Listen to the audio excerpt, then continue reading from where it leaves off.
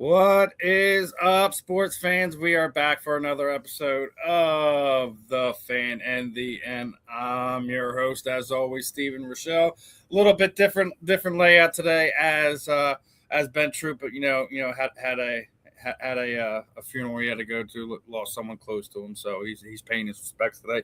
So me and Mr. Marvin Powell the third is going to hold down the house for everyone today. We're going to have some fun on here, as we always do when we're on The Fan in the End. Marvin, how are we feeling today, my brother? Listen, feel good.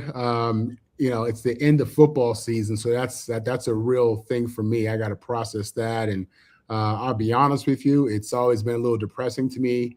Once they had the Super Bowl, because there's no more football. And I'm a football junkie. I need it. So outside of dealing with that, I'm fortunate. I'm blessed, man.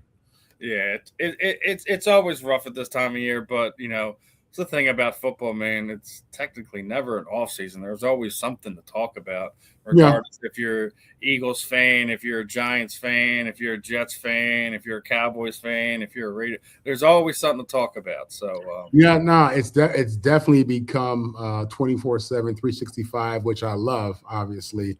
But I like watching them boys get low. You know what I'm saying? I like watching live football and seeing them boys get out there and compete. So yeah, man. Now I got to switch gears, go to basketball, which is cool. It's just cool. Eddie's just letting you know he's preparing for his personal Christmas. The I like that, Eddie. I like that. Hey, if you need a spot in your fantasy league, let me know. Always love Eddie chiming in, but before we get too deep into this episode is brought to you by Fight Wax. Fight Wax is the ultimate skin defense for your athletes and your person with an active lifestyle. Helps treat cuts, swelling, scrapes, abrasion, rejuvenates and restores stretched skin. Customers have used for soreness, stiffness recovery, designed to help athletes in all active lifestyles. Provides an ultra non-silky, non-greasy feel. Deep hydration helps skin care.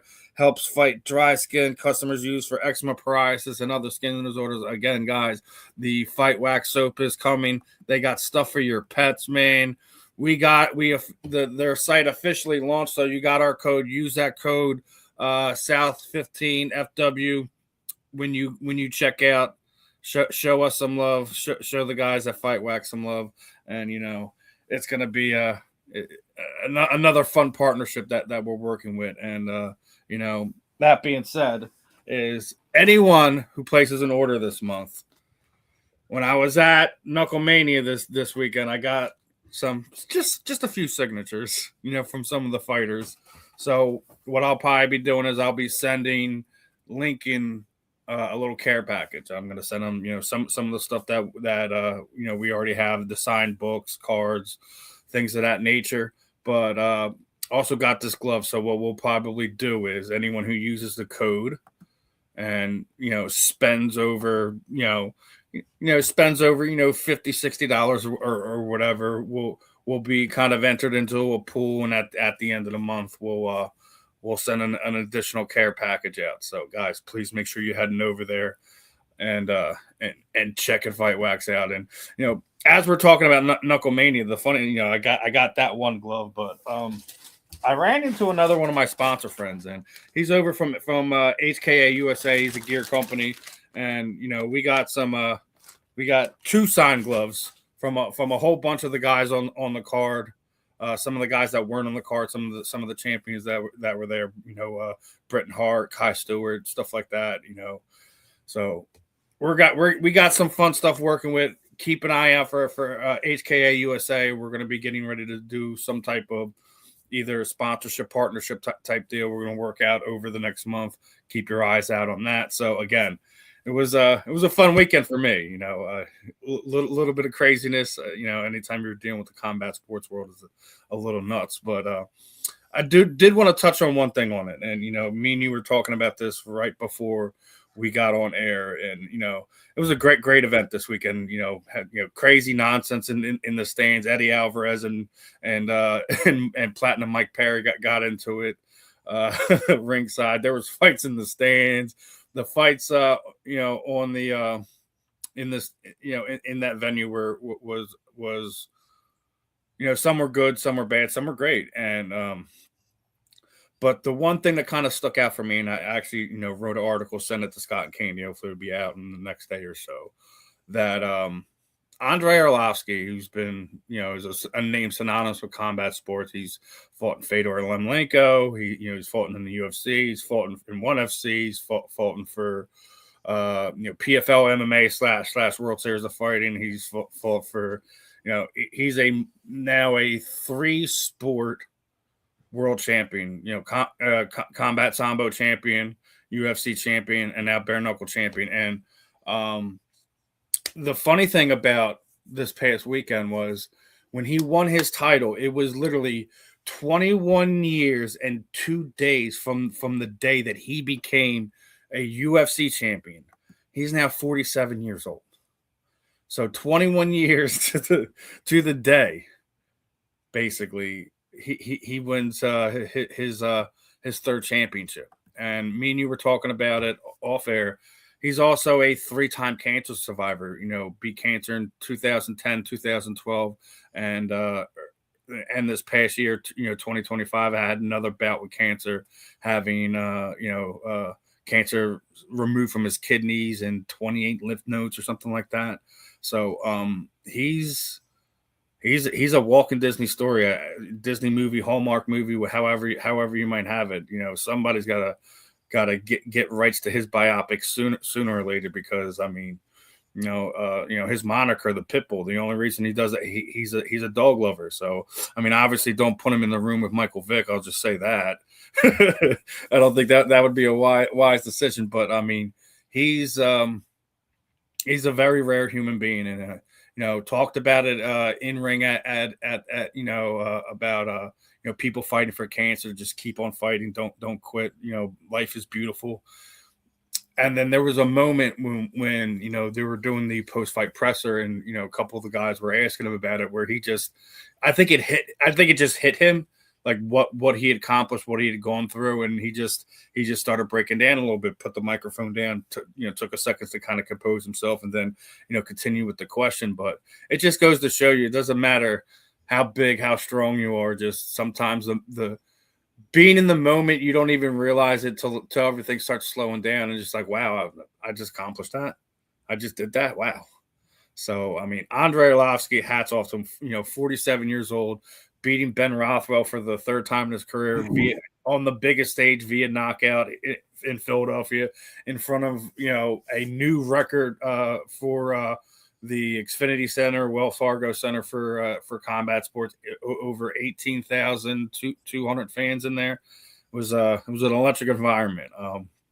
Obviously, I know you're not the biggest combat sports buff or anything like that. But, obviously, you can identify with the medical stuff that he was going through, being as your wife was just kind of going through stuff like that. It's kind of why I wanted to kind of bring that up with you today.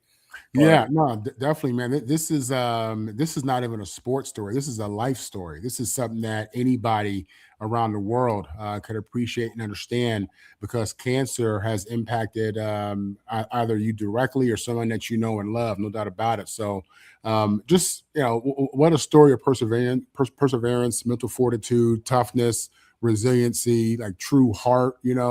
Everybody talks about having to come from the bottom and having to be gritty, man. But this guy really lived it, multiple times. And, cancer is something that has been so devastating to so many people.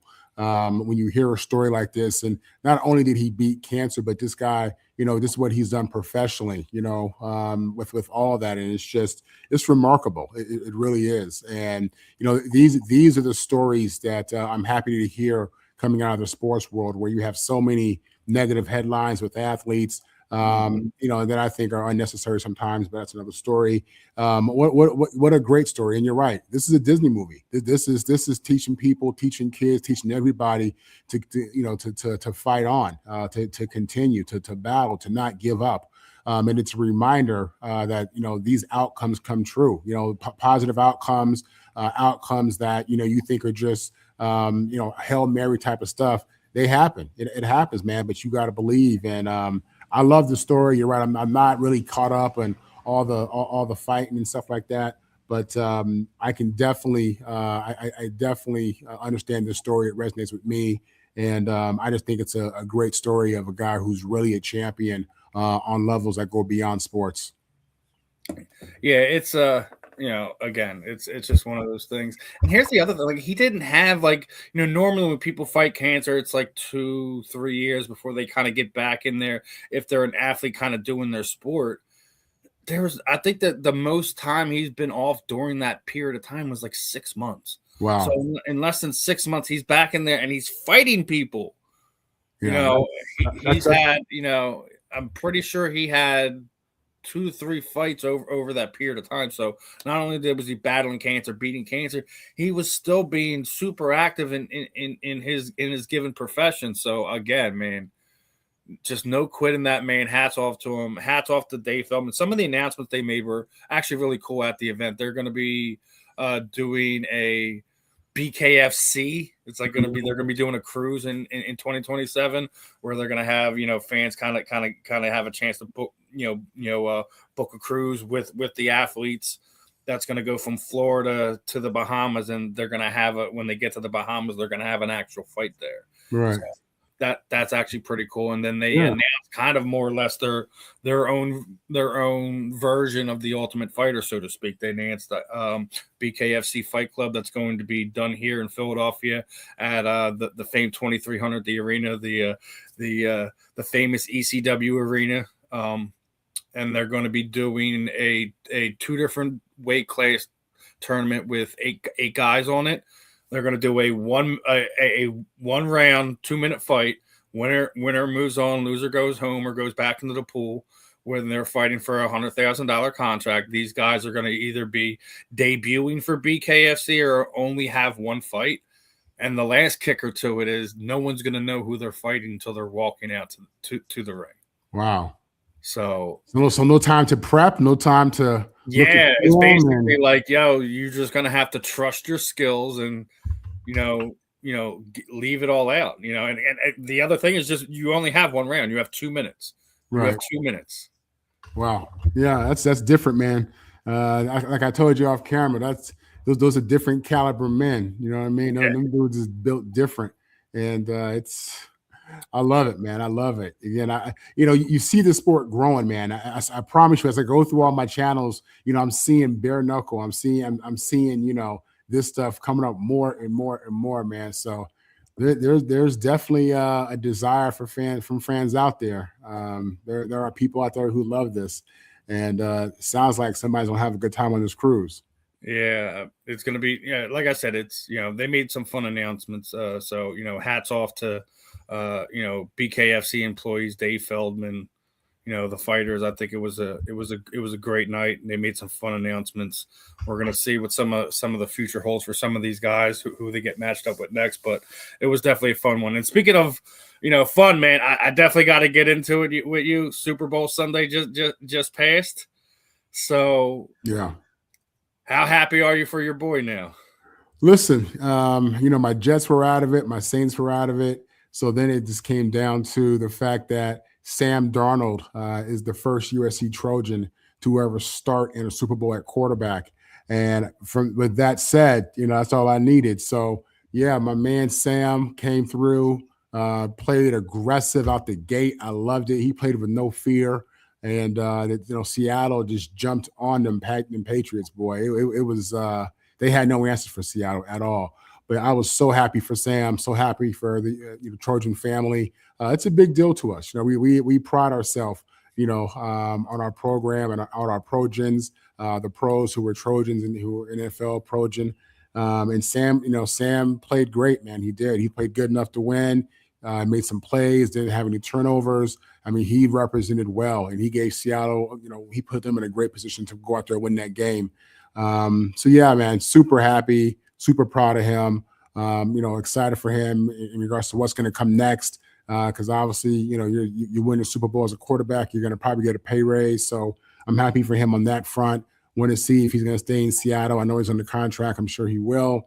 But yeah, big day for that region. Big day for the Seattle Seahawks. Big day for the Trojan family. Huge day for Sam Darnold, who I was hoping would get MVP, but Kenneth Walker went out there and ran for almost 200 yards. So, yeah. It should have been because that they had a penalty wipe away a 7-yard touchdown for him right within the last I think it was the last 4 minutes of the game or something like that. Yeah. So I mean, it definitely should have been Kenneth Walker, and it basically played out exactly how I said it. I wasn't trying to disrespect the Patriots, so I basically said I'm going with the veteran here.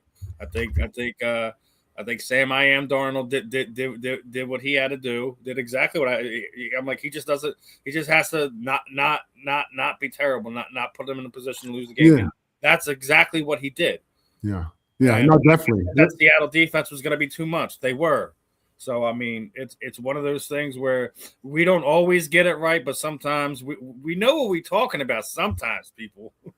Yeah, and listen, Sam's not. He's used to the big stage, man. Don't forget he had that epic Rose Bowl against Penn State when he was at USC when they had Saquon Barkley. Exactly, Saquon went off in that game, but Sam the man came through strong. He was clutch for us, and that's kind of been who he is, I think, and. Unfortunately, he gets drafted to my Jets. They don't know how to handle a guy like this, And I'm glad you mentioned that one. Hold on, I gotta pull this one up. The Jets drafted just wasted him, and then he had the comment about seeing ghosts, and people just went wild with that. And but all he was doing at the same time was getting better, being bounced around.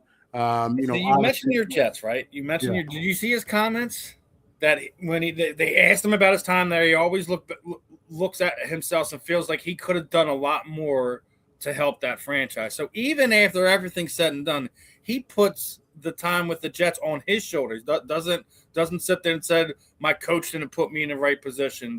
They didn't give me my players or anything like that. Just shows you the type of man that he is, because it's just like, listen, I didn't do right by that franchise. Yeah, well, listen, this is really just leadership. This is him understanding, showing accountability. And just being a leader. And at the end of the day, we all know that it wasn't just on Sam Darnold.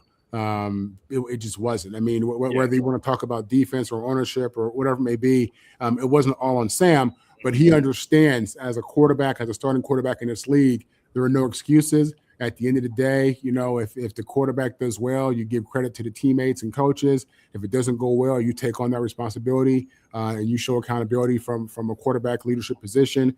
And that's what you see here, really. Listen, that's what you want to see. You want a guy that has that kind of attitude, toward the mission, that really feels like it's all on him and he's all in. And, so I don't think he shortchanged the Jets in any way. I believe Sam went out there and played hard.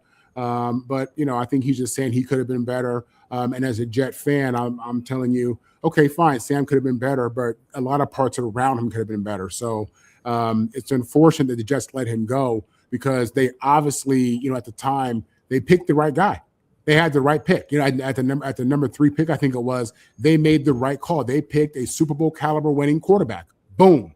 And it breaks your heart if you're a Jet fan watching that, because listen, Pat Mahomes and Lamar Jackson messed it up, because they got these GMs wanting to see success and MVPs in your second and third year, period.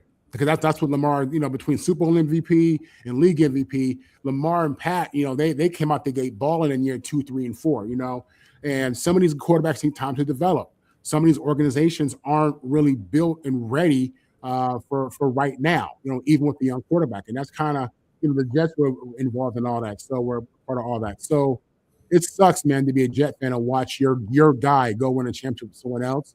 But, great game. It's been a common factor in New York over the last few years. You see Saquon go win the Super Bowl last year. You see Sam win the Super Bowl this year. So MetLife fans are not happy watching their guys go on to other teams and be not just successful, super successful. They're champions now. It's a rough one. Yeah, and it's same with and with Saquon as well, like you're saying, man. A situation where he goes somewhere else and wins them a Super Bowl, and it's just like, that's tough, bro. Yeah, that's tough, It is. And we were just talking about about raises. Definitely Seattle's definitely going to have to throw some money Sam Darnold's way. I don't know if you've seen this. I don't know if you heard of this. Is kind of the topic I wanted to kind of go over today. But Sam Darnold, his bonus for winning the Super Bowl, was 178K. Problem is the athlete tax for the state of California charged him $249,000 to play in it. So, in all intents and purposes, Sam Darnold lost $71,000 by having to play a Super Bowl in the state of California. Let's also wrap our head around this one. Where's the Super Bowl played next year, ladies and gentlemen? Oh, that's right, in the state of California again. So, you're an NFLPA rep. Would you sit there and say, like, listen, until California gets this thing figured out, we can't have players losing money going to go play a Super Bowl. We can't. Right. Yeah. I'm the secretary for the Atlanta chapter of the NFLPA. I am. Let me give our viewers some context here. So what you probably don't realize, and I didn't realize this either, when my rookie year, I'm playing for the New Orleans Saints in 1999. And when tax season came around, I realized that I got to pay tax in every state where we played an NFL game. That's how it goes for these players. They have to pay taxes for every game they play. They got to pay that state tax. So California obviously is dreadful. We understand the situation and just what it costs to live out there, and how they tax, and people are leaving California left and right. So that's a horrible situation, man. It is. They absolutely have to address this, whether it's in the next CBA or for something they can jump on immediately. But that's just a horrible situation to be basically have to pay to hit your bonus. You're paying money once you hit your bonus. You're not getting money, you're paying money. It's kind of weird like that. So yeah, I hate to see that. Fortunately, this next contract that Sam's going to get, don't worry, it's going to fix all that. This guy's looking.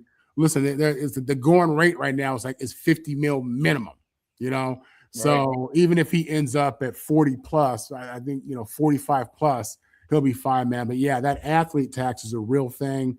Fortunately, these guys make enough money to where it's they're going to be okay. We'll just say, but yeah, that thing is lopsided. They got to figure that out. Yeah, they definitely do. Obviously, we have a few comments here. That's because California bases the jock tax off your yearly salary. Will the NFLPA stop letting the Super Bowl be in California? I'll say this much: no. Considering the next one is going to be in California, I think what they'll probably do is something along the lines of like Marvin is sitting there and say, like, since this is becoming a real public thing for the NFL, obviously with Sam Darnold having to lose $71K playing in the Super Bowl, that moving forward, they're probably going to stay away from California until this thing kind of next season. After next season, probably I think they'll stay away until something's done. But this comment's great. When people are leaving California faster than the GM of Michigan, that says a lot. Yeah, listen, they're making so much money at these Super Bowls, whether it's in California, wherever. I don't see them getting away from that, but I do see this being brought up and discussed again in the next collective bargaining agreement, or even sooner, because it doesn't make sense. You want these guys to benefit and to be rewarded for hitting bonuses and just being outstanding in what they do. I'm going to take another part of this, right? So we're talking about the pros. All right. So how many big colleges are out there in California? So if you have guys, getting money like we do with in college football now, are they having to pay taxes playing college football? They do. Yeah. That's something that's been brought up. You live in California and you pay California taxes, period. So they're also taking NIL money from these kids too. These kids are signing NIL deals and making money off their name, image, and likeness. Yes. And being taxed. Yeah, of course. They're being taxed. It is what it is. Welcome to the adult world. You know what I'm saying? So Sam going to get his, and in certain states, he going to get a little bit more, So, but it's the trade-off, though. It's the trade-off. You get to live in California. It's beautiful out there, man. It's beautiful in a lot of places. I know that, but man, from someone who's from there, lived there a lot, and seen all the different parts of Southern California, it's beautiful, man. Only thing that compares is Miami, paradise, South Florida. Yeah, well, I think that's where most players are going to want to kind of wind up going when they see this. Like, I think that's going to be a lot of problems for these California teams. Obviously, you can pay them. See, we talking about USC has the number one recruiting class in 2026. I'm the number one recruiting class. I did see something I wanted to kind of get your thoughts on. We were just talking about, your number one recruit here, right? Yeah, Luke Wayful. Yeah. So how excited are you for this young man?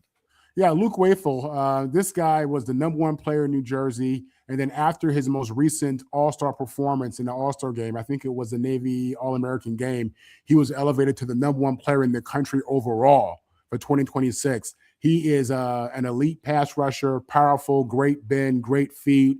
And he's someone who will definitely be in the rotation, in my opinion. Obviously, you got to earn it. What you did in high school means nothing once you get to the college. But I think when you watch him play, you watch him play against elite talent, which he just did in the All-American game, and you watch him dominate, and you watch him win in practice, consistently. You realize this guy, he's ready for this level. So, yeah, Luke Wayful, defensive end out of Jersey, is phenomenal. We won him in an epic recruiting battle with Ohio State, Penn State, and he went back and forth, but ultimately he decided to come to USC.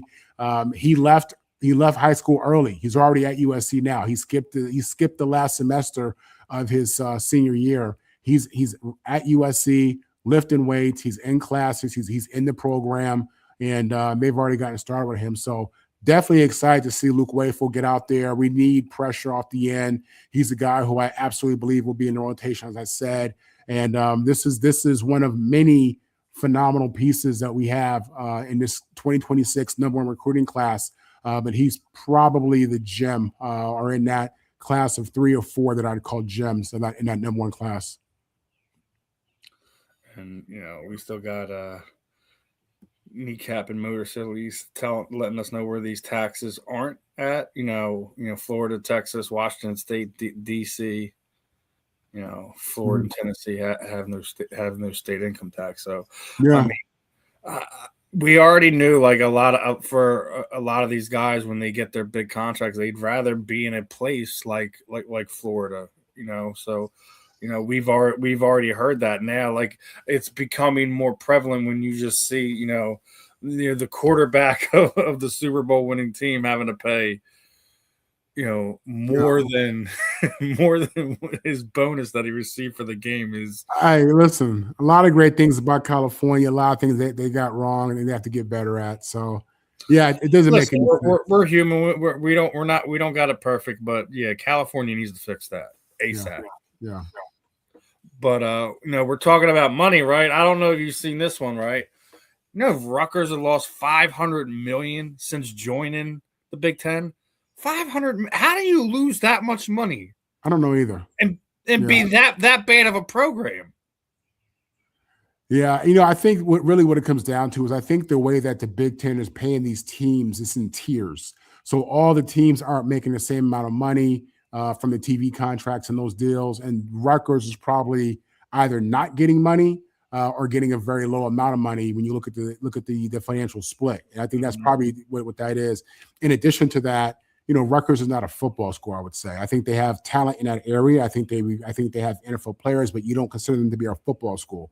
So I don't know that they are a brand that's big enough to make money like a USC or a Michigan or a Texas or a Notre Dame. So but yeah, they're part of the Big Ten contract probably hasn't kicked in, and that's where that's probably coming from. They're not getting paid yet. Some of these schools, when they agreed to join the conference, if they were a lower tier school, then they agreed to not get any money from TV contract for a certain period of years or to get a low amount. And I think that's what we're talking about.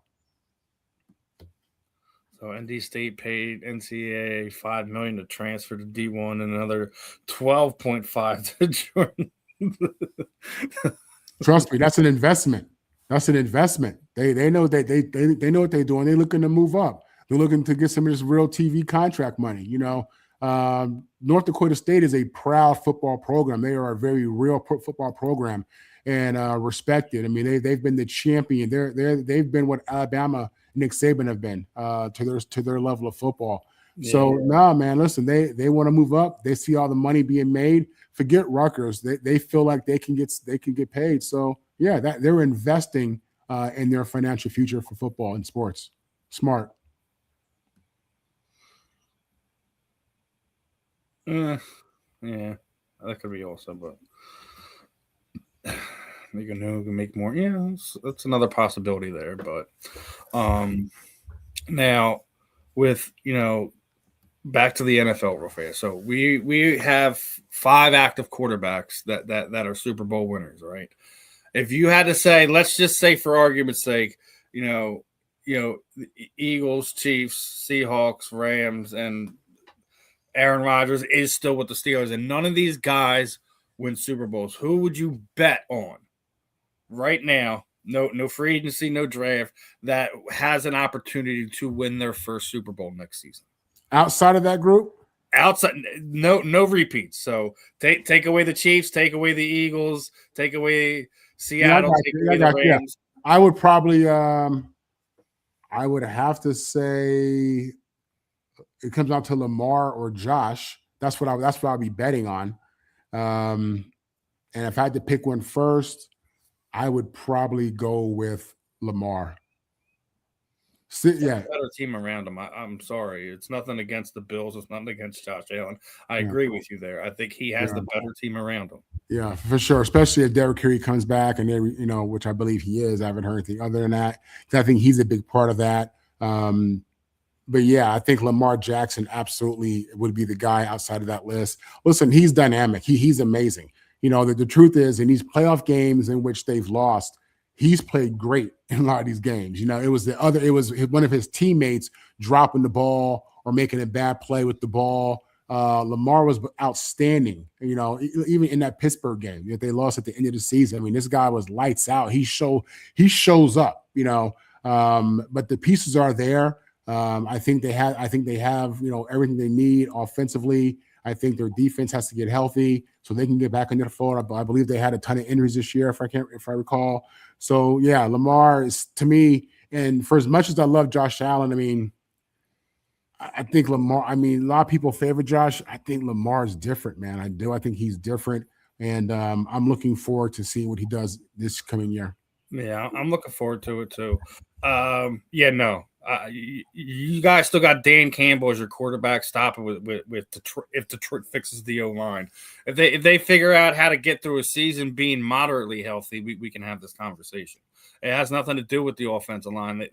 I don't know what it is that Detroit pissed off the NFL gods, because just it don't work in Detroit for whatever reason.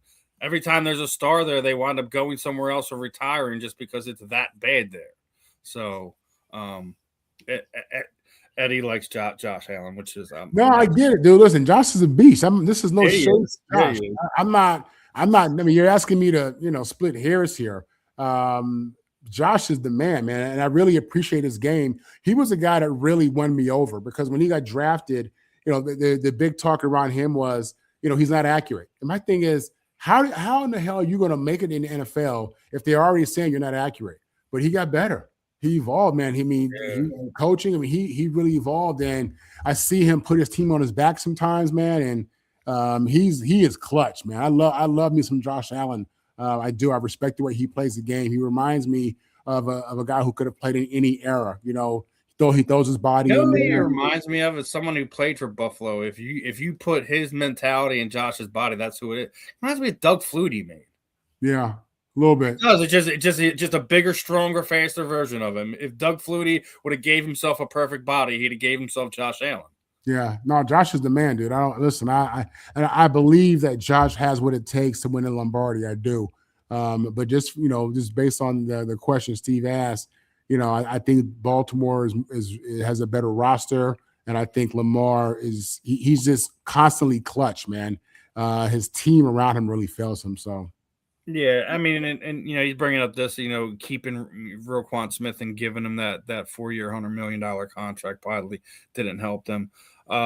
Listen, you can't tell when a linebacker is going to continue to ascend and play the way that they've been, or when they've hit their ceiling and then they just come falling back to earth, so to speak. So Yeah, listen, Roquan, man. I liked him in college. He was great coming out of Georgia. I think he's a good player. I do. It's a lot of money. That's a lot of money to give a guy, but we'll see.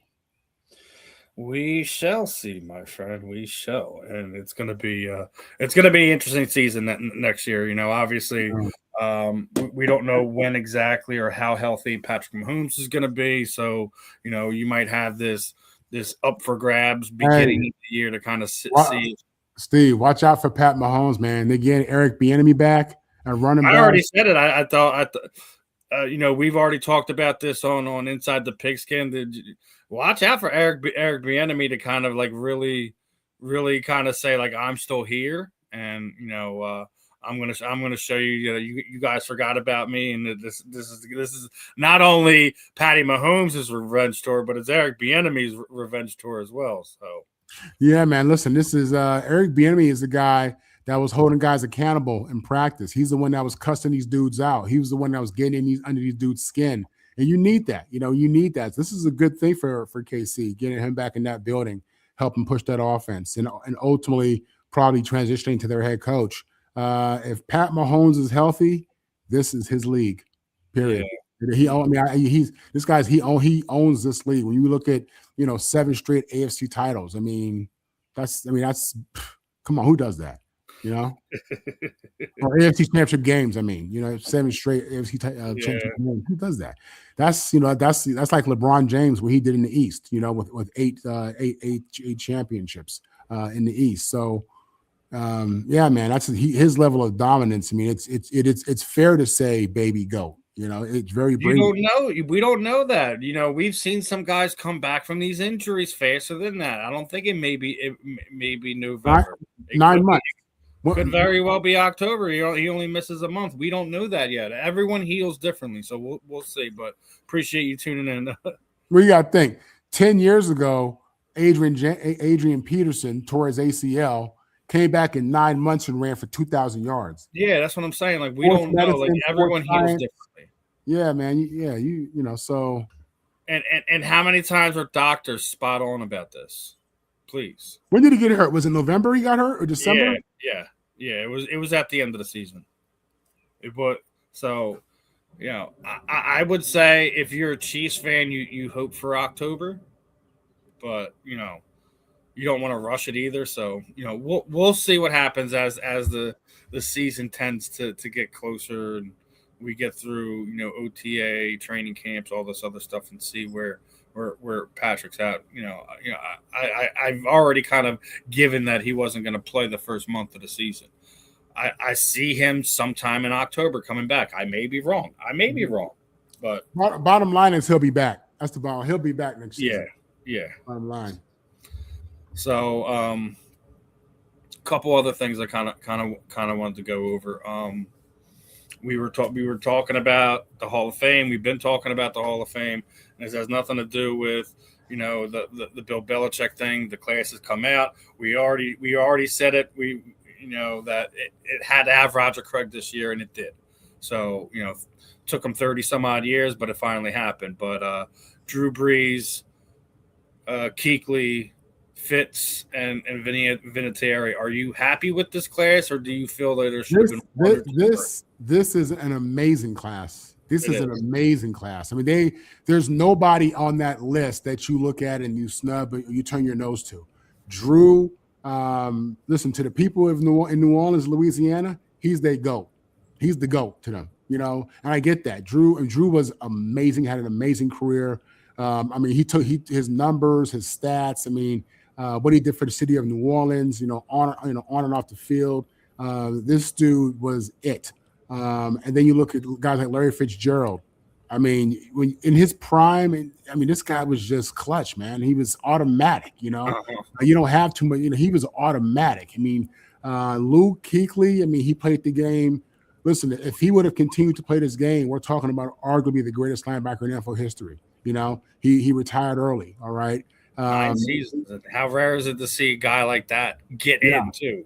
Right. The kicker. Listen, typically you would say, he's the kicker. Nah, man. Vinatieri was a special one. Man, listen, as clutch as they come, big moments, mentally tough. I mean, that's that. I mean, he's a football player playing kicker. I love that guy.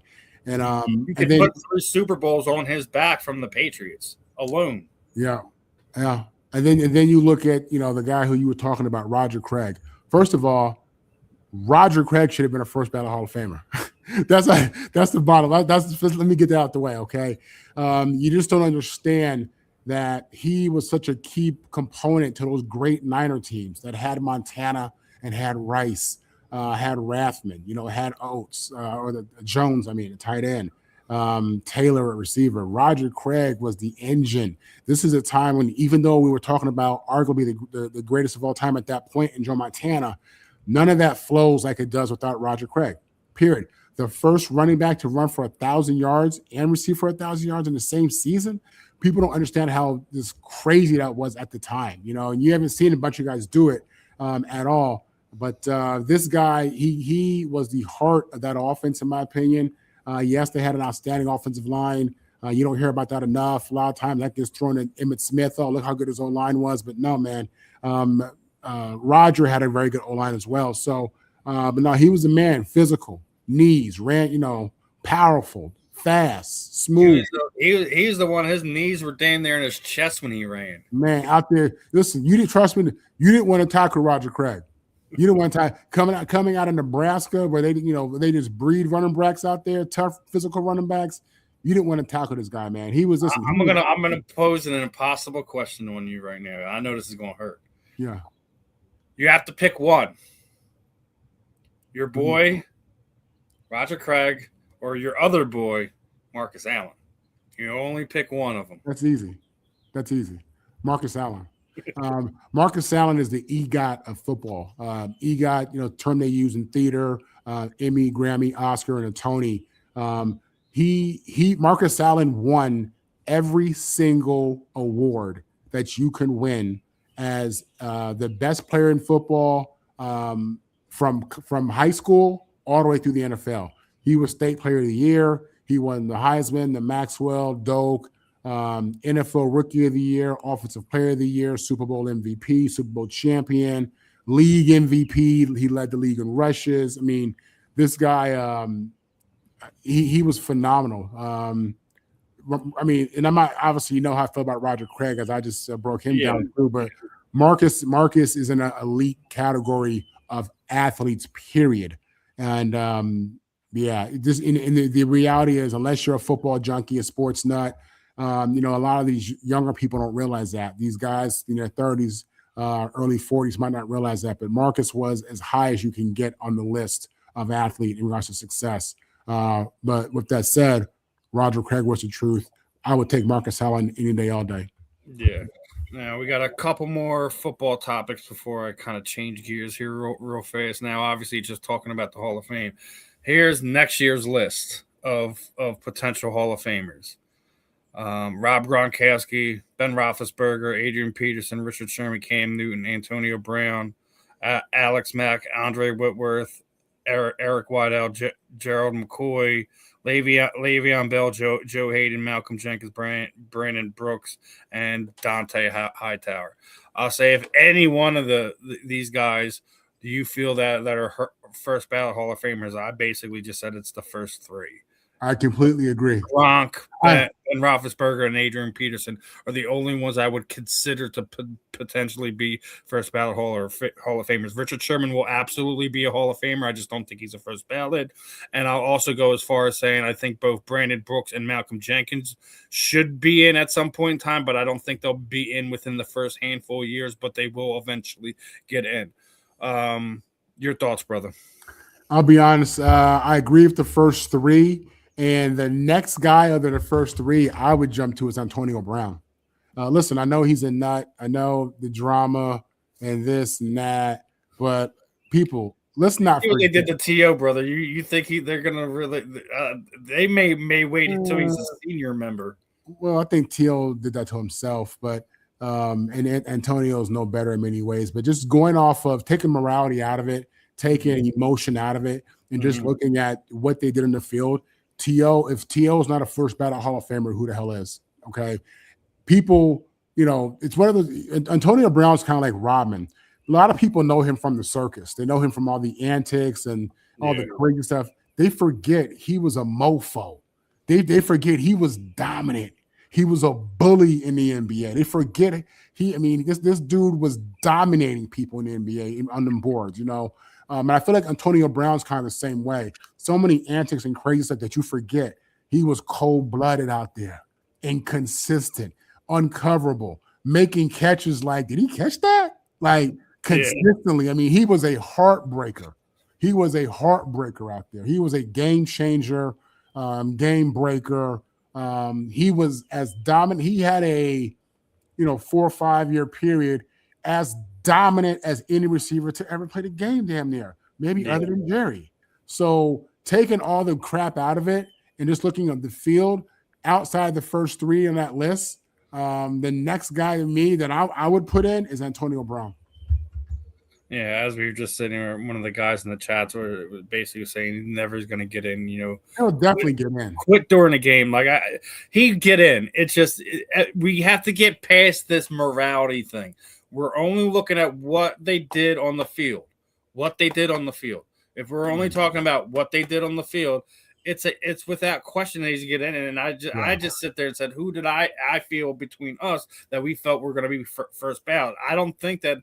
The fact that it's his first year eligible, that's fine. I don't think that he's going to be a first ballot, even though number-wise and impact-wise he probably should be, but it's just the way that we've already seen how the selection process works is garbage, and it's going to be one of those things.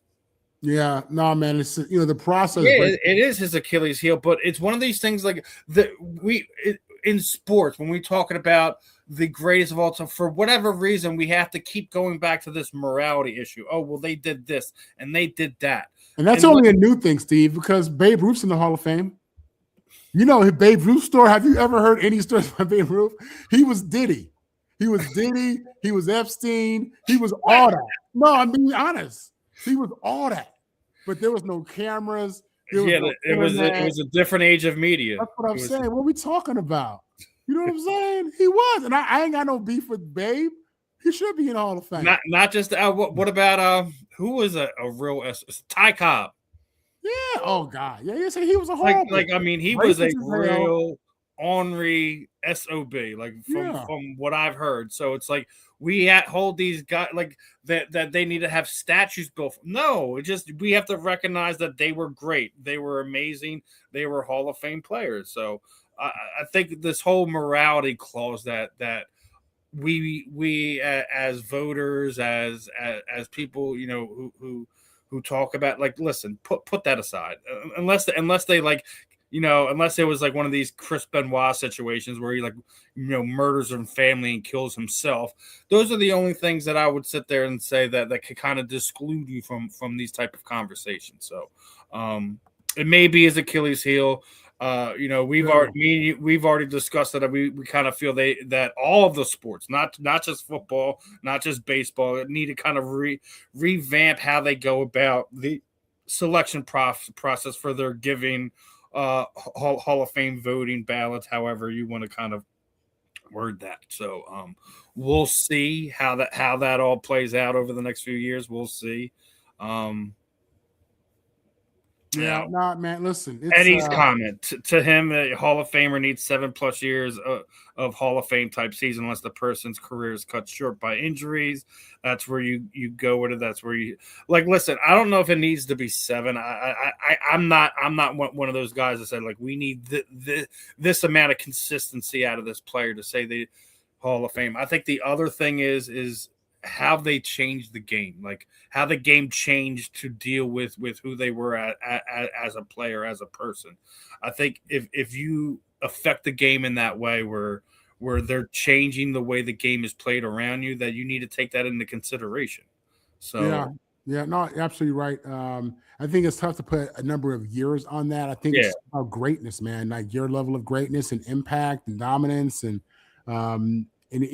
again, how did you impact and change the game? So, with that said, I think Antonio Brown absolutely needs to be in the Hall of Fame. There's no way you have a Hall of Fame. I don't think you give the players a piece of the voting action. I think they should have the majority's share of the. Do I think writers should have a share? Absolutely. Uno. I think there should be a particular person of media that consistently rotates. That not every year that it's not the same guy from your sports writers guild or however you want to do it. They do have a vote, but it shouldn't be the lion's share's voice. Also, the NFL. I said it again. I think they should also have a revolving door of alumni, Hall of Famers, etc., to also vote as well. Like where we don't have these situations where you have a 102-year-old Bill Polian, still salty and ornery, finding ways to keep guys out. I think there should be a revolving door. So there's no way that you can partner in with these people. So we're going to keep this guy out. That's not a thing. You have to find a way to keep it real, to keep it legit, to not sit there and be the, as of right now, the NFL has been getting made fun of at least for the last 2.5 weeks. I mean, we're talking about that. Let's talk about the Pro Bowl because that's an absolute joke. The viewership was down 60%. I wonder why. The Pro Bowl means nothing anymore. It's a flag football game.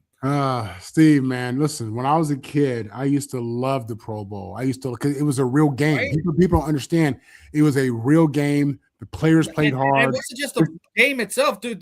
The skills competition they did the day before the game was always the best part of watching it. Yeah, it was great. They used to have the bench press contests, and I used to love that. My dad played in a bunch of he played in 5 Pro Bowls, and again, it was a game back then. Now, now it's, then it evolved to just powder puff and pushing around. And then once Drew Brees got hurt, the game really changed. Once he got hurt in the Pro Bowl, you saw the guys play much differently at that point, to be honest with you. So it's unfortunate, man, what it's come down to. I think the fact that we have more information now about concussions and we realize the body can only take so many hits, you have to ask yourself, is it smart to have the game?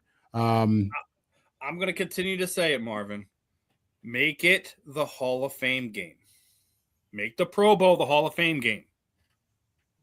Because then you have today's stars meeting yesteryear's superstars, Hall of Famers, etc., and have it freaking mean something.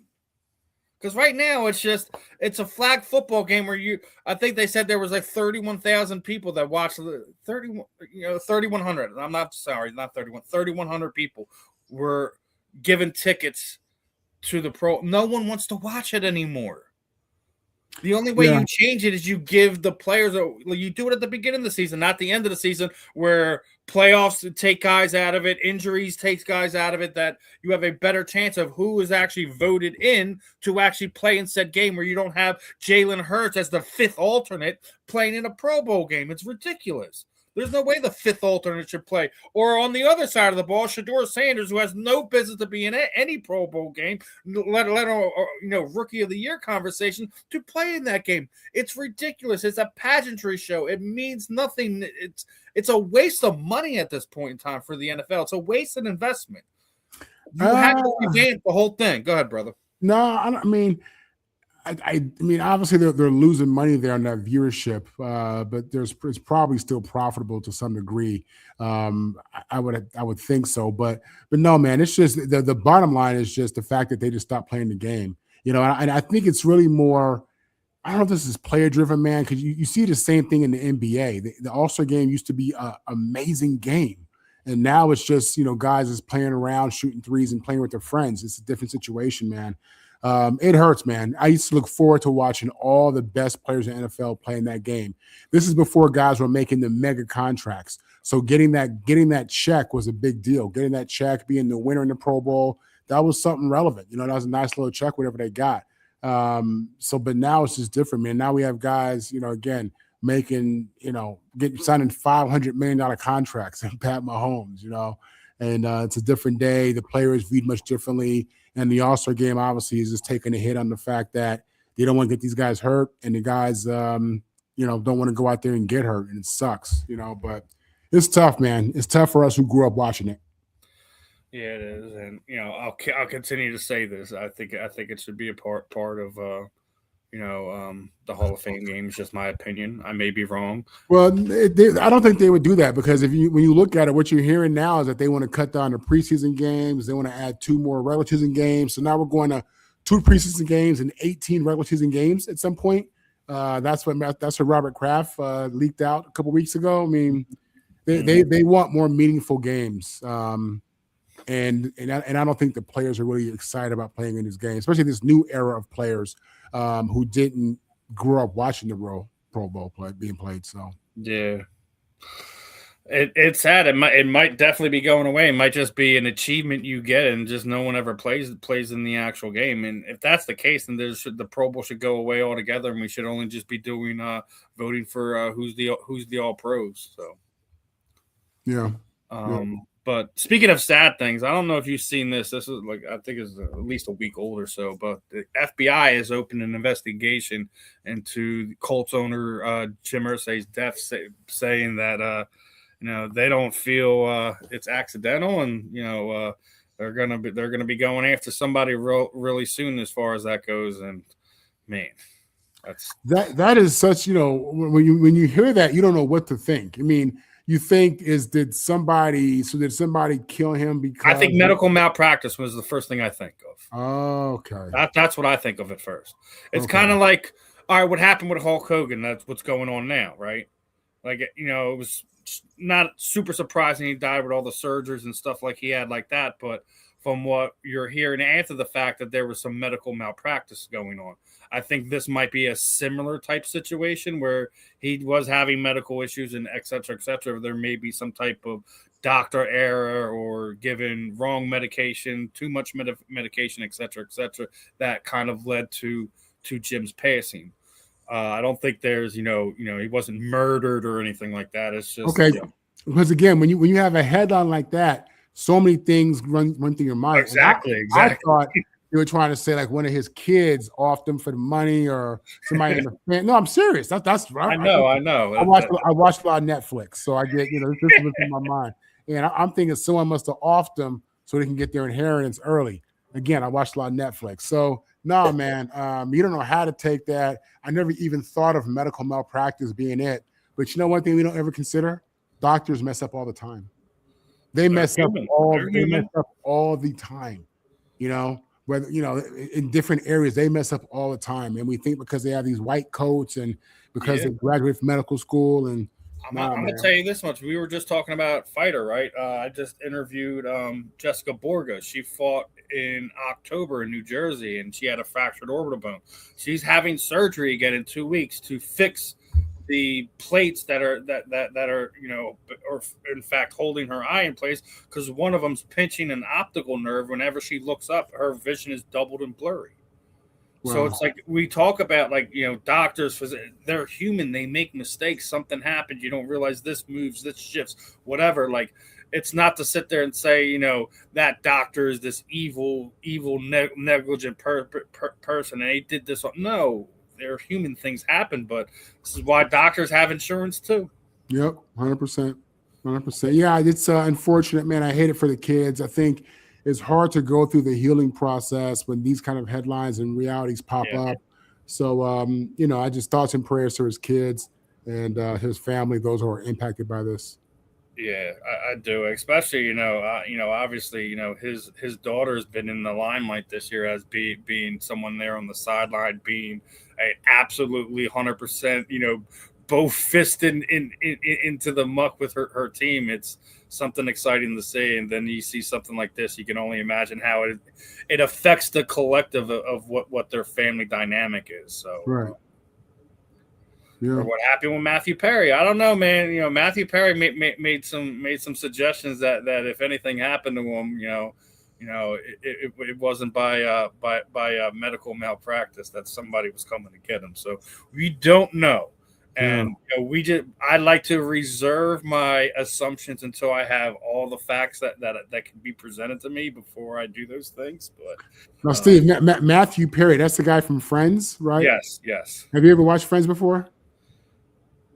Parts. I could never sit down and get through all those seasons. I wasn't like the during that time, I wasn't like the sitcom TV guy. Like I wouldn't, it would be like in passing, maybe catch an episode here and there, but was never really. Hey, I'm proud to say I've never watched an episode of Friends in my life. Okay. Anyway, as you going through half the season, giving up on it. It's all good. Hey, listen, listen. There's some shows I don't watch. There's some I do. Like you know, some people are Yellowstone fans. Some people, they like Landman, or you follow everyone has their own, I guess, cup of tea when it comes to watching TV programs. So it's you take it for what it is, and you do what you got to do. But moving on, last week we were talking about Lindsey Vonn. Now, obviously, I know by this time you know what happened, right? So she goes on her first run, and it didn't end well for Lindsey. Obviously, she's a warrior. We were just talking about the combat sports athlete. She wanted to go out on her shield, and she did. First run did not go the way she wanted it to. She had a fall, injured herself even more, but she basically said there's no other way she would have rather gone out. What are your thoughts on this? Because I know a lot of people are kind of, basically, oh, well, she was making a selfish choice, this, that, and everyone has their opinion on it. Listen, I'll always side with the athlete. If the athlete wants to, they know what they sign up for. They know what the possibility is coming when they go in a ring, go in the arena, go down a slope, et cetera, et cetera. So what were your thoughts on, obviously we talked last week about her decision to go, but the end result, and unfortunately she had to be airlifted out, had to have surgery, all that other stuff. Yeah. So. If you notice, the overwhelming majority of the people who criticize and naysayers and she shouldn't have done this, none of that, most of these people are the 99%.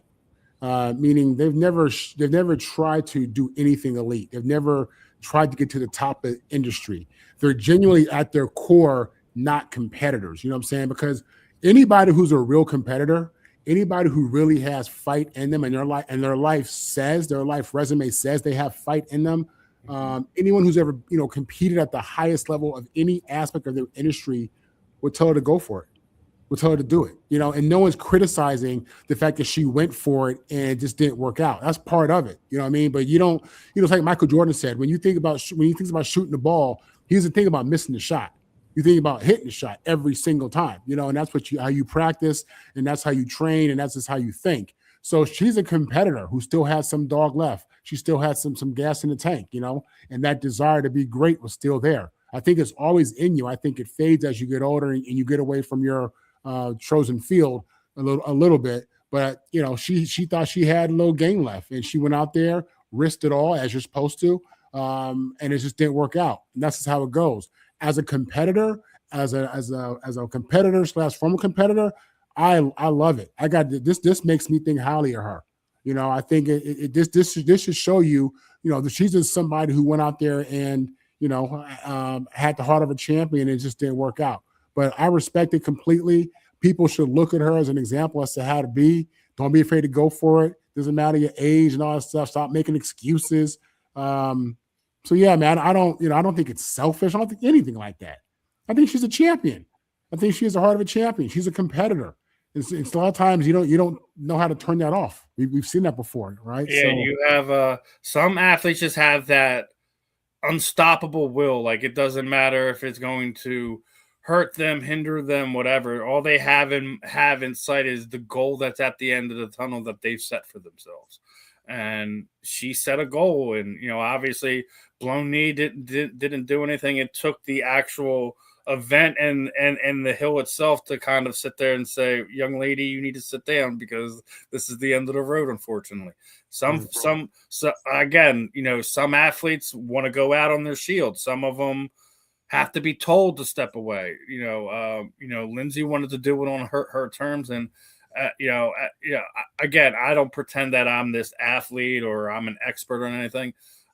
Again, I'm with you. It gives me more respect for her because it sucks, having to go out like that in front of all your friends, hundreds of thousands of watchers, viewers, millions of viewers, whatever. It's hard to sit there and have to fail on that type of level and still stand up, dust yourself off, and say that you're proud of yourself for regardless of what happened. So you can hate on Lindsey Vonn all you want. You can doubt her, you can question her. There's a whole lot of things you can question her for, but it was her last chance. She went for it, and that's what she was going to do. We already knew what that was. So Eddie, right on the same boat. It was probably her last chance. She was going for her last opportunity to get another gold medal. So I'm not going to fault her for that. And speaking of gold medals, did you see what happened?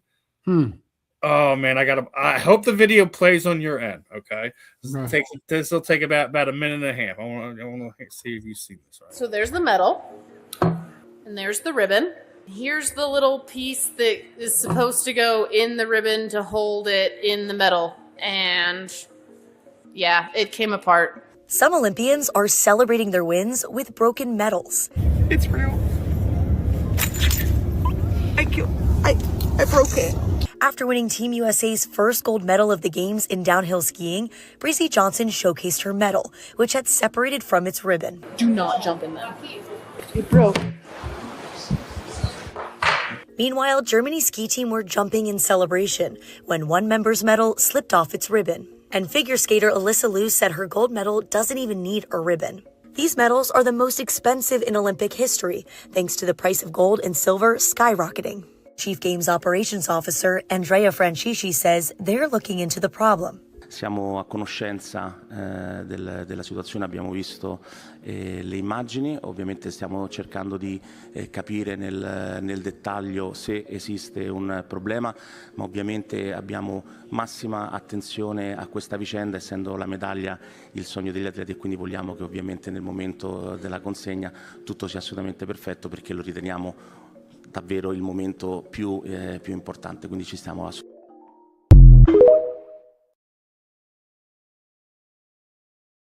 So you heard that this time? Yeah. Okay. So basically, we have the most expensive gold and silver medals in the Olympic game histories, and they can't even keep them on the ribbon.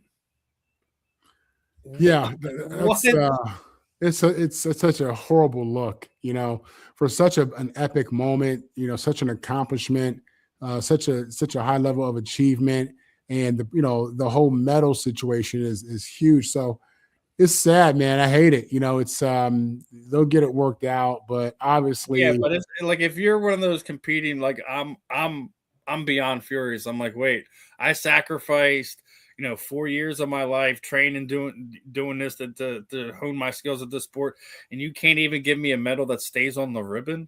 Yeah. Like what happened to making the medal so the ribbon just slips around and the ribbon's fastened and sewn back up? Yeah, no, it's kind of weird. It's just weird that's something that they couldn't get right, the ribbon and the medal. So like I said, it's just a bad look considering what that look is. And you point, you laugh, you move on, but at the same time, it's like, man, how have the mighty have fallen, so to speak, right? Yeah. Now I want to know, where was that made?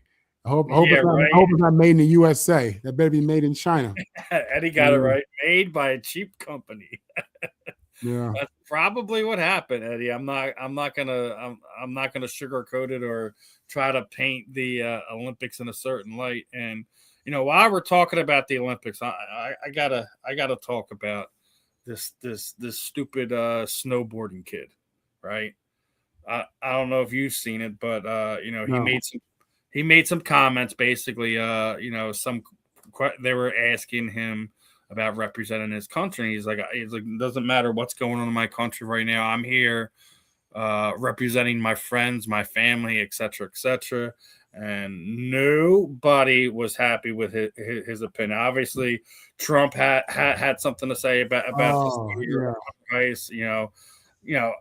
Regardless, Trump, his word salad is never anything I want to talk to. But Jake Paul had something to say. I don't always jump on Jake for some, but one of his girlfriend is an Olympic speed skater. She won gold, right? And his message basically just told him to shut the bleep up for all true Americans. If you want to represent this, if you don't want to rep this country, then go elsewhere. And he also made a statement after the fact, basically. This is like him double down on it. There's so much great about America, but there are always things that could be better. One of the amazing things that makes this country so amazing that we have the right of freedom to point that out. The best part of the Olympics is it brings people together, and so many of us are divided. We need more than ever. Cannot wait to represent Team USA when it competes. Thanks everyone for the support. Well, you can't sit there and say that you're only representing your friends and your family. Then you want to sit there and say, how great of a country we have. Look, we're all entitled to our opinions, right? But if you feel that type of way, either one, keep that in between your ears, keep it between yourself. When you go and do the Olympics, there's two things. Yes, you're representing yourself, but you're also representing your country, which a lot of people would die for that opportunity to represent their country against people who are representing their country. That's what makes the Olympics so great, regardless if we're talking about summer games, winter games, whatever. If you feel like you don't want to represent your, then don't go. But even if, like I said, if you feel that, don't say that to the media. Now you make yourself the center of attention instead of your fellow skiers, your fellow bobsledders, hockey team, whatever. Now you're the center of attention, and we have to deal with this nonsense. Yeah, I hear you. I feel differently. I look at it like, we have a president who uses no filter with what he gives to the media, what he puts on social media, and no apologies for it either. And I think for many people, it's hurtful, it's embarrassing. And I think what the kid basically is saying is, yeah, I'm American, but don't look at me as if I'm an American supporting everything that our American president is putting out there, because I don't. And I think different people heard different things. When you heard what he said, Steve, your first thought was he shouldn't be saying that. When I heard what he said, I was happy he was saying that. I didn't take that as him being anti-American. I didn't take that as anything hate. I think he's just embarrassed by our current leadership and how our leadership is expressing themselves. It's become polarizing. Everybody in the world is aware that he depicted, Barack Obama and his wife as monkeys and baboons, which historically is known to be just plain out racist, and a very ugly thing. And then everything that's happening with ICE, a lot of people don't agree with that. So, yeah, I've always been in favor of athletes using their platform to speak their truth. I believe in freedom of speech. I do. I didn't, and I like the kid's follow up. I hate that he definitely got backlash from MAGA and many other people. But I'm okay with athletes expressing themselves, speaking their truth. It is a lot of people, and actually, I think most people are okay with it as long as what's being said, even if it's profound, is in alignment with what they think. We pick and choose what we think should and shouldn't be said based upon our own personal beliefs. You know what I'm saying? Yeah, I recognize it all, man. I see it all. And it's all good. I ain't got no problems with what he said at all. I got major issues with how our leader communicates and what he communicates and how people just, are passive about that. Because to me, it's just blatantly goes against everything that is America. But yeah, this is the times we live in, baby. That's what it is. Yeah. Hey, listen, I'm not a supporter of Orange. I don't even call him by his name because I really don't care for Trump one way or another. So it's not like I'm not Mr. Political either. But like it's one of these things where I think one of those things is you either proud of your country or you're not. If you're competing, listen, make it about what you're competing about. If you're using it as a political standpoint, I just can't get behind that. Really, Steve, all he said is my family is super dysfunctional, like super dysfunctional. That's all he said. Did he say he doesn't love them? Did he say he ain't down? No, think about that. Did he say he ain't down for them? Did he say he wouldn't fight and kill for this family? He just said that they're super dysfunctional, dude. You know, and don't look at my crazy cousin and my uncle and think, you know, that's me. You know, that's my people, kinda. But you know what I'm saying? Like, I'm serious. That's all he said is his family. I is got super you. I dysfunctional. got you. I got you. I think most Americans, most people can understand that. Now we got two dysfunctional topics that we're going to get to right here, right? So again, you know, we defend our family at all costs, right? Somebody you know insults our kids, insults our wife, insults our mama. There's going to be repercussions, right? Mm-hmm. Did you hear about the Penn State hockey player? No. So he basically goes out to this bar, right? He's at his bar with his mom, and someone basically had called his mother the W word, right? You know what I'm saying? Yes. So so Gavin basically turns around and, you know, hits homeboy with a 1-2, puts him down, winds up getting arrested for it, right? As discovery was coming out that, you know, the situation was incited because these kids were heckling around, calling his mother all kinds of names, and, you know, Gavin stood up and defended his mom's honor. Well, as of last week, the you know, the district attorney had dropped all charges against him, and you know, let the litigation kind of come to an end. Listen, if I'm at a place with my mom and you start hurling obscenities at her, best believe you're going to get your chicklets checked. It's going to happen. It's going to happen. I'm sorry. Yeah. No, I guess, you know, Steve, in these small towns where there's smoke, there's fire. First question you got to ask: is she a W? You don't know this lady, and I'm not saying she is. You don't know what these kids know. You got a lot of cougars out here. You don't know, you know, what website these college kids met his mama on. I'm just saying. All right. Now, if she's not a W, and these are just college boys being, you know, frat boys doing what they do. Come on, man. Kids is cruel. You know, come on, kids that call you fat and ugly and then go do a cartwheel. You know what I'm saying? Like, they don't, you know, your kids is cruel even in college, man. It's tough. It would be hard to sit there and let somebody, you know, abuse your mother, have, you know, say horrible things to your mother. I don't knock this young man for handling business at all. You know, I don't knock him at all. I'm happy that the DA dropped the charges on that situation. Doesn't mean that these kids aren't going to file civil suits against him. We know how this game works. We know how this game works. Yeah. Everybody wants to get paid. I get it. But no, I don't knock the kid. You know, I don't know if there's a deeper story that we don't know about. There's always something that we don't know about. Let's be honest. I'm saying, you got to ask the questions. You got to ask the questions, Steve. You know, sir. It's fair. It's fair. It's fair. That's right. I've seen too many crazy things. Grew up watching Maury Povich, man. You know, come on, man. I've seen too many crazy things. Listen, we grew up on Maury Povich. Yeah. You don't know what that was. You don't know what mama. Hey, was the mama fine? I mean, these things matter. You know what I'm saying? That's probably what it was, man. He was probably jelly that he wanted some mommy. And he in college. His mama what, about 40? Hey man, 40, you still got it, baby. You know what I'm saying? That's right. So, yeah. And speaking of litigations, I don't know if you've seen, but that Lions fan is pressing charges on DK Metcalf. There is going to be a civil suit being put up against the Detroit Lions, the NFL, and the Pittsburgh Steelers organization. He's suing them for defamation. Yeah, DK shouldn't have done that. Obviously, at the same time, I don't know what was said. DK said it was some racial slurs out there.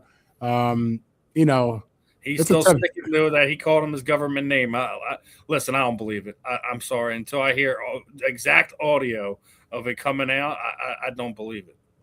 If that's the standard, then nobody's going to be guilty in these situations. That's tough. But at the end of the day, I'd still say, no matter what he was called, DK should not have put his hands on this dude. You know what I'm saying? Like, that's just not how you handle it. In that situation, in a professional environment, which the stadium is supposed to be. Tell security and get him tossed. Exactly. That's it. That's it. Get him tossed, get him banned. You know, but, you know, listen, at the end of the day, you know, you got a lot of black men, a lot of people different ethnic backgrounds that have been subjected to a lot of horrible things. And so everybody, listen, he's a human being. You can call him a professional, you can call him an NFL player, but you call somebody a certain name, certain word, you're dealing with human beings. Humans get emotional. DK got emotional. You know what I'm saying? So it's a tough situation. You hate to see it. DK going to end up writing that check, though. Unfortunately, that's what it's going to cost him. But you know what it is? You got good problems when you can write that check and keep it moving. Because he's going to be able to keep it moving. You know what I mean? So yeah. And then you got problems like this young man. You know, I don't know if you've seen over the weekend, James Pierce Jr. had a domestic situation. You know, apparently used his vehicle to prevent his girlfriend from going to a police station. His legal team basically comes out, you know, that Mr. Pierce remains his innocence and urges the public to understand that while allegations have power to shape the narrative, that it's hardly the full, complete story, which is something we were just talking about. You know, everything that is kind of put out there isn't always true, but you know, he was arrested. You know, another bad look for the Atlanta Falcons organization, as you know, he was having some issues with his girlfriend there, and you know, it spilled out of the home, went into the streets, and police had to be involved. It's not a good situation, and sometimes, man, whatever it is, you just got to let it run its course, man. You can't be jumping in your vehicle chasing your girlfriend around the city, man. That's not a good look. Man, listen, I was watching one of these ID channel documentaries, and they were interviewing a prisoner, and he said that like 90% of men are in prison over drugs or a woman. You know what I'm saying? When I was a freshman at USC, Keith Burns I was a DB my first half of freshman year, and he used to say, kitty cat is undefeated. He'd call it P. You know the rest of it. He said it's undefeated. When you're young and just immature, I mean, so this guy obviously is in a relationship with somebody, and it got emotional and crazy like it does for a lot of young people. Unfortunately, this is something that occurs too much. Yeah, it is a negative headline for the NFL. They don't need more of this. The reality is, in big picture, the NFL, I think, has a great record with their players in regards to crime and criminal activity, stuff like that. But everything that happens, no matter who you are, it's on ESPN. You can be the third string punter. It's on ESPN. It blows up, you know, as if you're, you know, so it's a bad look, man. I'm certain that this young man will learn from this, get past this. But yeah, man, these relationships, man, these dudes, and we've all been there. We've all been young and in love. We've all had moments, maybe not like this, but we've all had moments where we reacted in a way that we're probably not proud of. You know? I can relate because I had this situation. I was dating this girl and was barely in my 20s, man. You know, moved out of mom's house, was staying with her, and it was getting toxic, man. And I knew it was getting toxic. And I'm trying to leave, right? And she just wasn't letting me leave, right? You know, this woman threw herself down the steps because I wanted to leave. Next thing you know, cops called, click, I'm in jail. I'm like, I didn't touch her. So it's like, yeah, like we're like, listen, you're right. Like it's over a woman or it's over drugs, man. You know, we need to find our way to not be in these situations. Thankfully, you know, when it came to me, I spent my 72 hours in the dunk tank, so to speak. Got out, you know, went to court. Had everything pled out and taken care of. Didn't have to do, you know, any community service or anything. And then just, you know, we had to stay away from each other, which she didn't do. You know, I was being stalked for the next 5 years of my life. So, wow. Yeah. Hey, listen, we should everybody. It goes back. We should have known from Adam and Eve. Yeah, right. It's like those red flags are there, but it's like, damn, you know, she does this really, really well. So I mean, I'm gonna let that slide for right now. You can't let it slide, fellas. As soon as you see the red flags, run. Yeah. But then, you know, then she does that thing. She does that one trick again. And now you're back.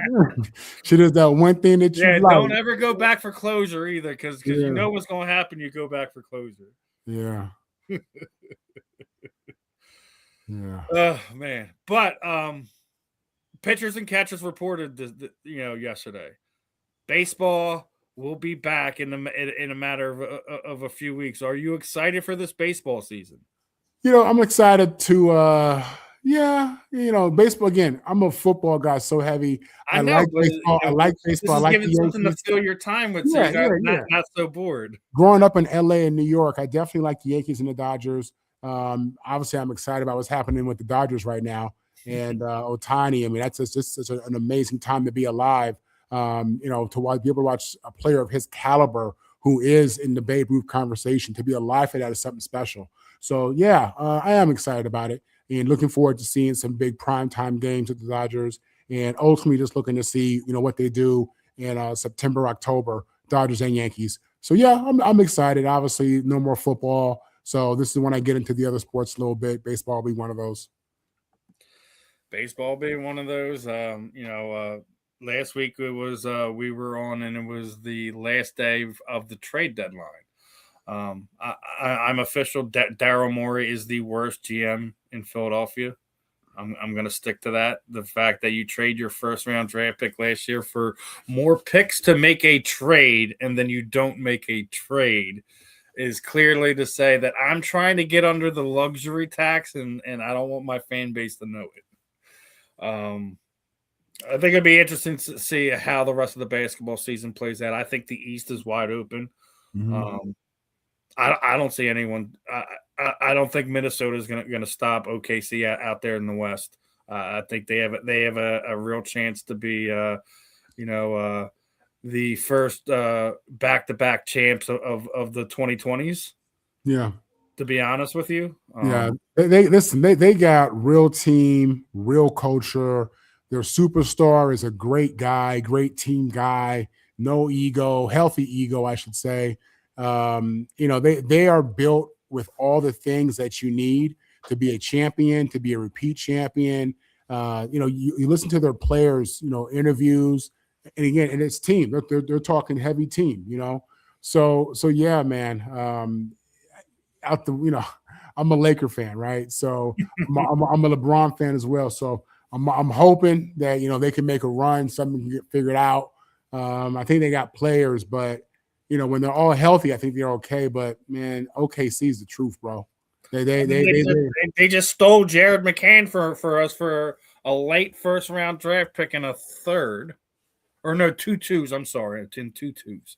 Yeah. So you added another wing that could put the bucket in the net. He was just getting healthy too. So I think you have to take a real look at to see. I don't think anyone's really going to challenge OKC. It may be their year again.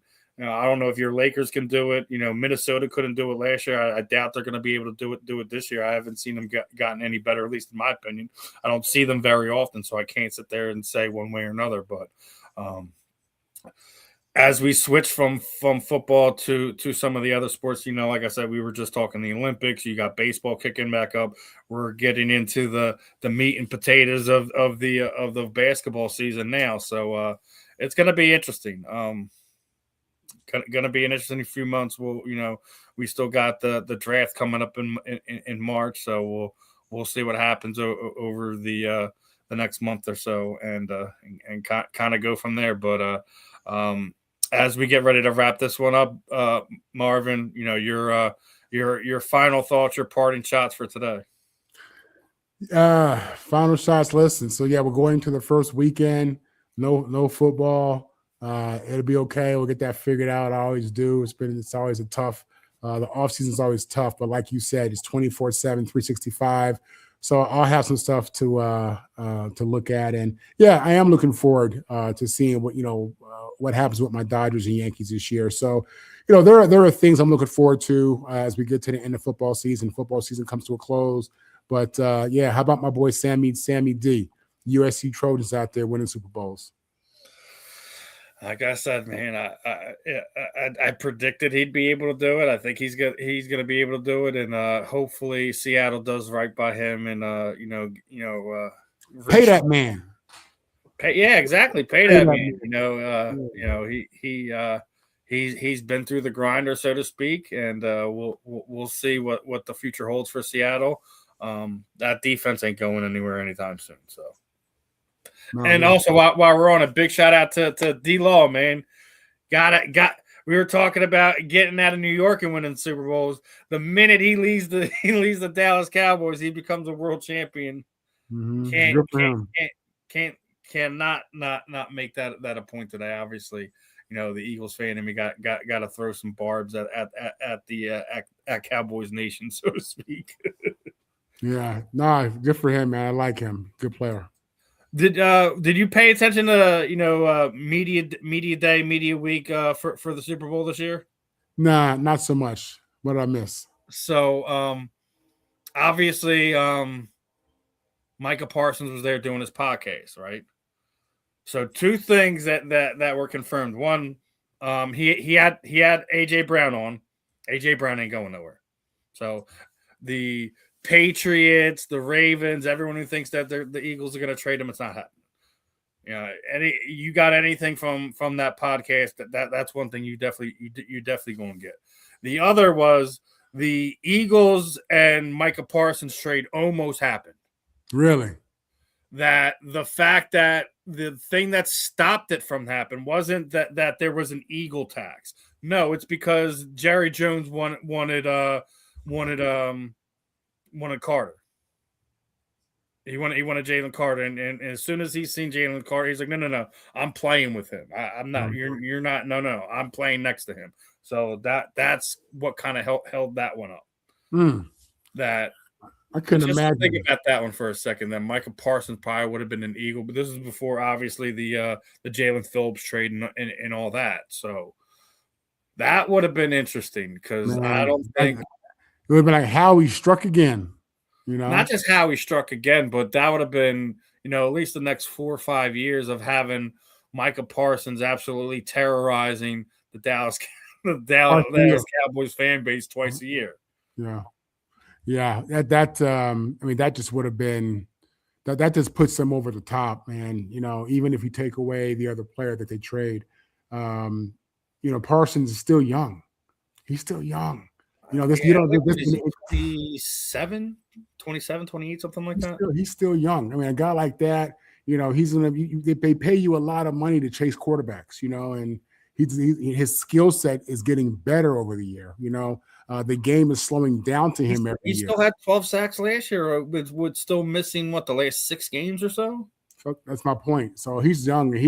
This guy literally probably has another 75 to 100 sacks in him. That's realistic. I mean, I see him playing for a while. He's one of these guys that seems like he takes care of his body. He understands the business opportunity. He's just an asset to anybody who has him. Green Bay, just having a pass rusher, puts Green Bay, in position every year over and over again, man. So, yeah, if he stays healthy, man, one of the best trades in Green Bay history, along with Reggie White. Reggie White was the first big free agent. I don't think he was a free agent. Yeah, he was a free agent. There was no trade there. Eagles are just stupid enough not to be able to not to find a way to keep Reggie White. And what was it? 4 or 5 years later, he's a Super Bowl champion. So yep. And arguably one of the best interior exterior pass rushers this game has ever seen. So. Reggie was a rare one, but that'll put a wrap on today's episode. We'll be back next week with Ben. Ben, me, yourself. Tomorrow, I got Esteban, the Mohawk Rodriguez, BKFC Cruiserweight will be joining me, and there is an additional episode of the Fan in the End next week on President's Day, as we got the Bishop McDevitt quarterback Sebastian Williams should be hopping on with us. So we're gonna continue to keep doing the fun interviews, keeping pushing out fun content for everyone here on the South Florida Tribune Media Network. Guys, make sure you're hitting that QR code, giving the YouTube channel some love, like, subscribe, hit that notification bell so you don't miss out on any of the program. Other than that, I'm Steve. That's Marvin. This was another episode of The Fan in the End. We will catch you guys in the rebound, my friend. Peace out. Take care.